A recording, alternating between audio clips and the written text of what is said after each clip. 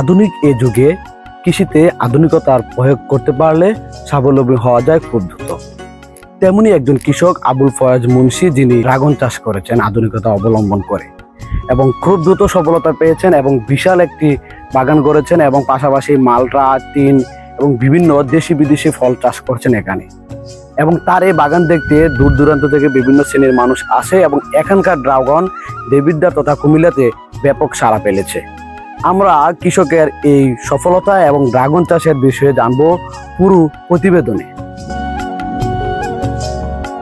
কুমিল্লার দেবিদ্বার উপজেলার সেফারা গ্রামের আধুনিক কৃষক আবুল ফয়েজ মুন্সি 4-5 বছর আগে ইউটিউব দেখে বিদেশি ফল ড্রাগন চাষ শুরু করেন। সেই থেকে আর পেছনে ফিরে তাকাতে হয়নি তাকে। স্বাবলম্বীর পাশাপাশি কমপক্ষে 20 একর জমিতে গড়েছেন বিশাল ফল বাগান। তার বাগানে ড্রাগন, মালটা, পেয়ারা, কুল, আনারস, বিদেশি তিন, তরমুজ সহ বিভিন্ন জাতের ফলমূল রয়েছে। প্রতি বছর 20 থেকে 25 লাখ টাকার ফল বিক্রি করেন বাগান থেকে।